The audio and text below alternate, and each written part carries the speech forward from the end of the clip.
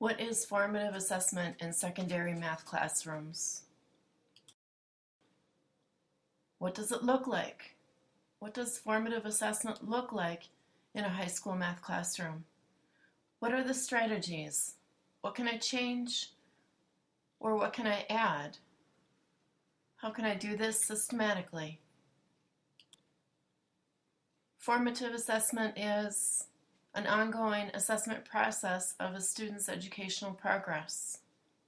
A self-reflective process that intends to promote student proficiency and attainment.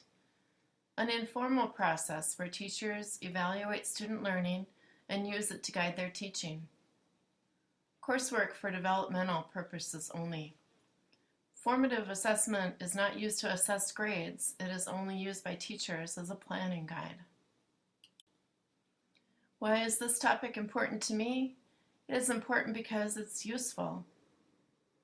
It is important because I would like to develop an arsenal of formative assessments specifically for high school math classrooms.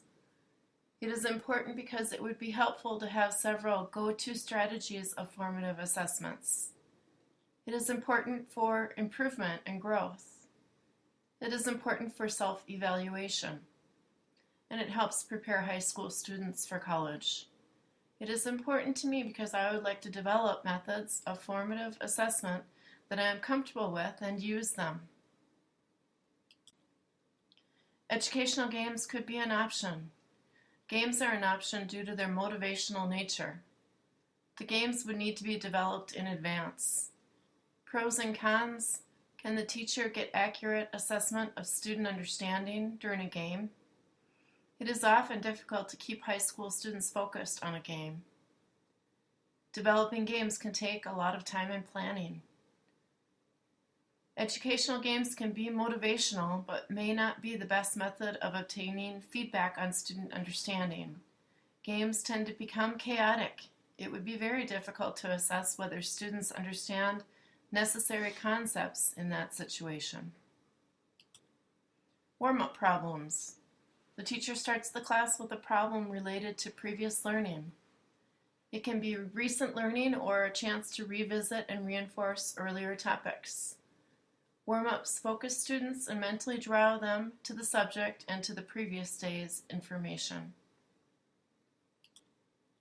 Similarly, exit slips or exit tickets can be used as a form of formative assessment. A teacher can ask a specific question based on the day's information. It's an effective, quick, and easy way to check for understanding. Exit slips are a method to gauge whether or not students are ready to advance. And they're a tool for teachers to plan the next day. Self-assessment and student-led conferences. Students are asked intermittently, once a week or once each chapter, to assess their learning. This information is collected and reviewed by the teacher. The information shapes teaching. Students lead conferences and self-critique. The process of reflection and self-critique helps high school students take responsibility for their learning and honestly reflect on the amount of effort they have put forth. Online possibilities. Online formative assessment and tutoring. Teacher receives reports from the book publisher's website. Instant help is available, especially helpful for students who find it difficult to ask for help or for those who are independent learners. Can help teachers assess if students are ready to move on or if more instruction and groundwork are needed. Probably a very effective option, but the teacher is not able to get feedback that a class gives. This may be a very helpful strategy for working with reclusive or terribly shy students. Science, technology, engineering, and math, otherwise known as STEM. Science and math teachers can work together to assess how well students are understanding concepts that are relevant to both. Often students have both math and science aptitudes or math and science deficiencies. Teachers can work together to evaluate understanding and replan their schedules accordingly. This focus increases college success. Allowing students to grapple with higher cognition problems. This is a formative assessment in some countries. Students are given extra time that they spend trying to solve difficult problems. Teachers introduce the problems and then ask questions that are implied within or related to the math problems. Students then grapple with the problem by linking to previous knowledge, generalizing, or conjecturing. In contrast, teachers in the United States give hints or lead their students towards the solutions, which lowers the level of cognition necessary to find the solution. A formative-based lesson model.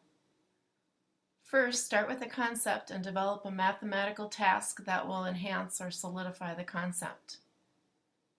Then teachers should document their students' approach to the task in a manner that is easy to reference later. Teachers then use the documentation to guide them as they plan the next day or the next unit or even the next year. Teachers then reflect and evaluate how their students performed. Teachers can then determine areas that need more work and can proceed back to step one for the following day. This process is formalized formative assessment and a valuable teaching strategy. As I develop my formative assessment strategies, I will call this one a note card a day. My go-to list. I really like the note card a day method that formalizes and organizes formative assessment for me. Warm-up problems are another formative assessment that I plan to use. And exit tickets are a good wrap-up since they reinforce and organize information for the students as well as serving as formative assessments for me. Warm-up problems set the atmosphere and cue the class that it's time to think math. They inform the teacher if there are shortcomings in student understanding of current information. They allow the teacher to revisit and reinforce previous topics. And the teacher can either collect warm-up problems to analyze student learning or can evaluate student understanding with questioning techniques. Exit tickets. Exit tickets are also a quick, easy method of formative assessment. They're quick and easy to implement, quick and easy to analyze. They organize and guide plans for teaching.